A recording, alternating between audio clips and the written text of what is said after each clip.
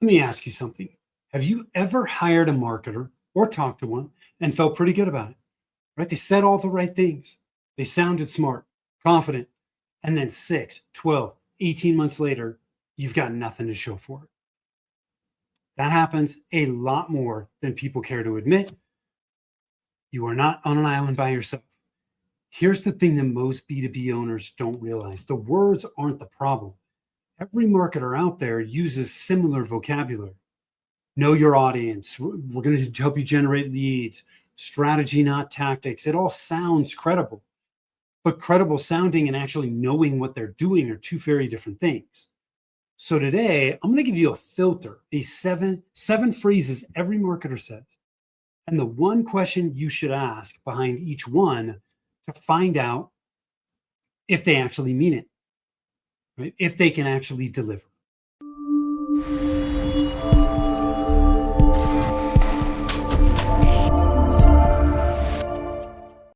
Hi, I am Tim Fitzpatrick with Rialto Marketing, where we believe marketing shouldn't be difficult and it definitely shouldn't be guesswork. Thank you so much for taking the time to tune in. This whole topic actually came out of a speaking engagement that I did several weeks ago. And I just thought it was a fantastic question. Somebody asked me, well, how do you tell the difference between a good marketer and a bad marketer? They all say the same thing. So that's where this came from. And I hope you find it super helpful. The first thing I am going to cover here is why the usual vetting process fails. It's not that when you go to hire a marketer, you're not properly qualifying them. Most of you are doing the work. You're trying to find the best person for you, but the process still fails. So why does it fail? Because most people are evaluating marketers on the wrong things. Most owners hire based on, presentation quality, right? Confidence, and whether the pitch sounded good. Did it sound smart? Like they knew what they were doing? But none of that predicts results. Bad marketers are not easy to spot early. They've learned the vocabulary. They say all the right things. The gaps only show up in execution, usually after you've signed an agreement. But the real cost isn't just the retainer. It's the 12 to 18 months you don't spend building a real pipeline. That is a compounding loss. So the filter that actually works, it's not whether a marketer says the right things, it's whether they can show you the thinking behind those things so that you can understand why they're doing certain things and how they go about it. So let's get into the 7 phrases. And for each one of these, I'm going to give you a question to help you kind of reveal what's behind it and whether what they're saying is good or bad. So these are this is the 7 phrase filter that I'm going to share with you. Okay, so you can use these questions to separate the real from the rehearsed. So phrase 1, we need to know your target audience. I say this all the time. You've got to hone in on who your ideal clients are. Now, a bad marketer defines the audience as small business owners or IT decision makers, right? It's very broad. It's convenient. It makes it easier for them to do their work. It doesn't mean that their work is going to actually work. Good does the actual work. They take the time to hone in on who your ideal clients are. This might be through real buyer interviews, pattern recognition from best clients, right? They look at your existing client base and ask you deeper questions so that they really understand specific pain points. The question you can ask here is, walk me through how you develop our audience profile and what sources you'd use. Some of them are going to say, expect you to give it to them. That's a red flag right there. So phrase 1, we need to know your target audience. The question you ask, Walk me through how you develop our audience profile and what sources you'd use. Phrase 2, will help you generate more leads. A bad marketer jumps straight into tactics. We're going to generate more leads and we're going to run paid ads, or we're going to do SEO or generative engine optimization, or we're going to create content. There's no diagnosis first. It's just jumping right into prescription. A good marketer asks why the pipeline is thin before recommending anything.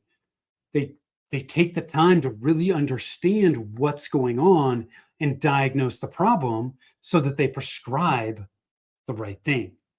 Is it awareness? Is it your messaging? Is it conversion? The question you can ask here is, before you recommend tactics, what do you need to diagnose where our pipeline is actually breaking down? Give them an opportunity to tell you what they're going to do to properly diagnose this. Most marketers don't properly diagnose. They just jump right into the tactics. Okay.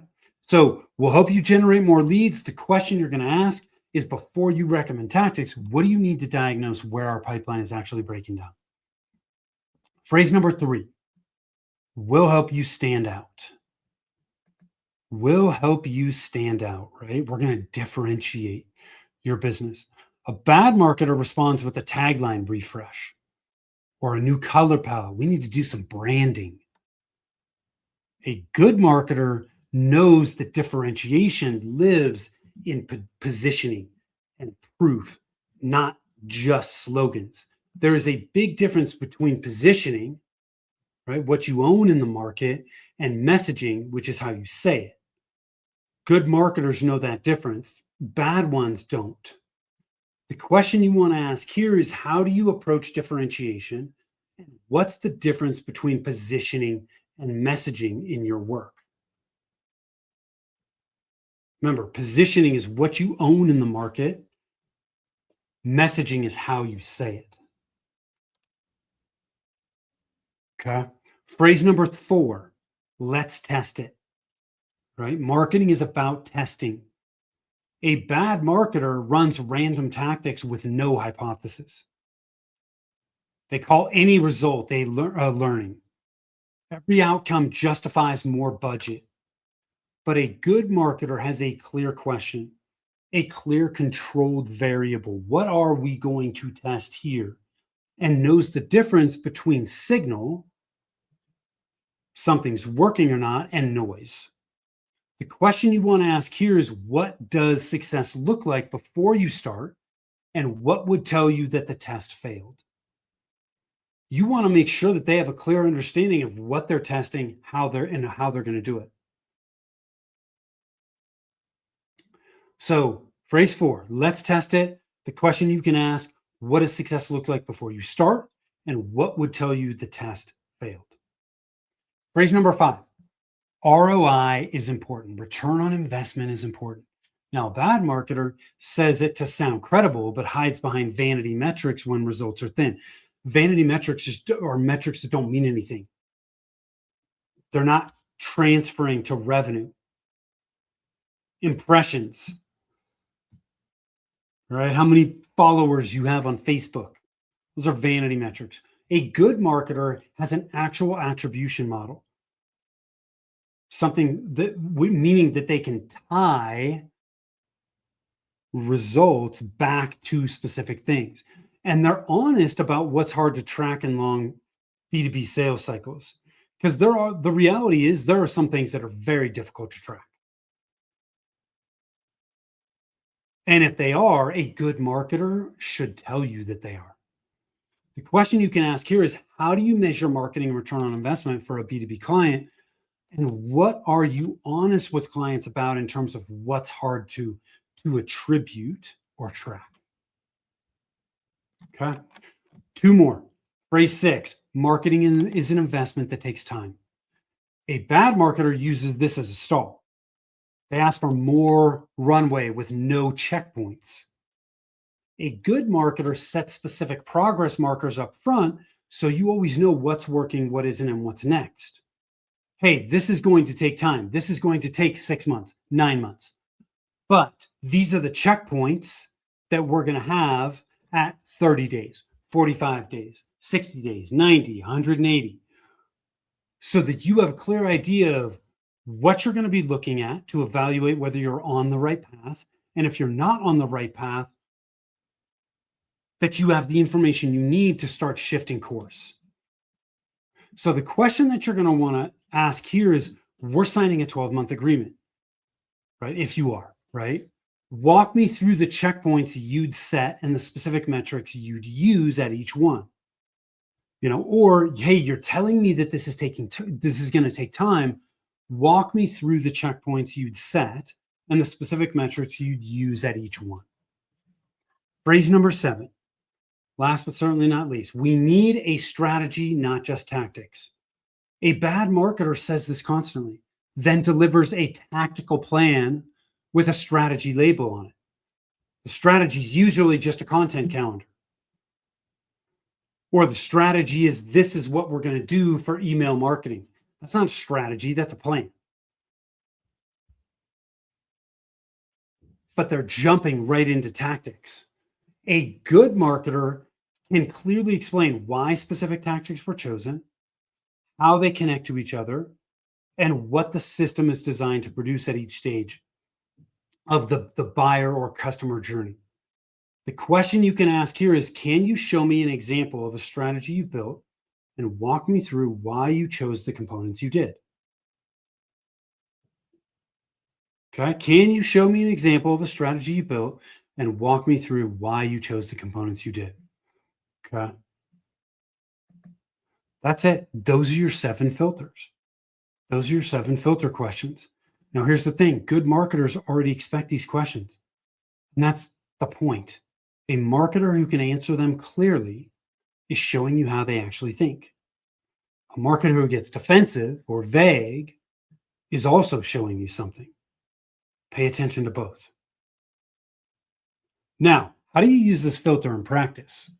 I'm going to give you a simple way that you can use this 7 question filter in practice. And that is to turn this into a simple scoring tool, not just a checklist. So if you want, and you want to go to this detail, you can score each answer on a simple 3-point scale. Clear gets 2 points, vague gets 1, and defensive or deflecting gets 0. So the max score is 14.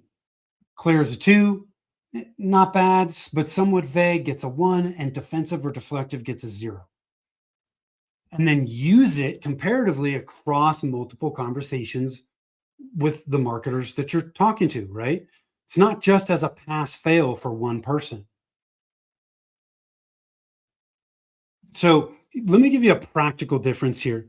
And this is probably getting a little more on the technical side than I should, but a strong answer to the ROI question might sound something like this, right? We use pipeline, right? All the leads coming in, pipeline influence, and closed won attribution. And we're upfront that early funnel, early in the process, content is harder to tie directly to revenue. Here's how we handle that, right? And then they go into an explanation. That's a 2. There's more detail here. A weaker answer might be, well, we track everything: impressions, engagement, conversions. We'll build you a full funnel dashboard. Doesn't really answer the question. That's a 0. They named outputs, not a model, right? Or a process around how they're going to do this. So look, this is not about being skeptical of every marketer you talk to. It's about knowing what to listen for. The words are there. What you're looking for is the thinking behind those words, because they're going to say some of the same things. So those 7 phrases, 7 questions, use them every time you're evaluating someone you're thinking about hiring. You might use them on a current vendor that you're not sure about, or even an internal marketing hire. The goal is simple. Stop paying for 12 months of activity with nothing to show for it, and start finding someone who can actually build the engine with you. Okay, so I hope you found this helpful. When this question came up a couple weeks ago, I was like, oh, I gotta create a podcast episode around that. So hopefully this helps. If you've got questions, you can always reach out to us at rialtomarketing.com. That's RIALTO marketing.com. Thank you so much for tuning in. If you feel like you're doing all the recommended marketing stuff, but you're still not seeing the results you need, you're stuck in the marketing maze. And if you want to get your roadmap out, you can head on over to marketingenginescorecard.com to find out exactly what's keeping your engine from delivering consistent growth. It takes less than 2 minutes. So go take advantage of it now. Until next time, take care.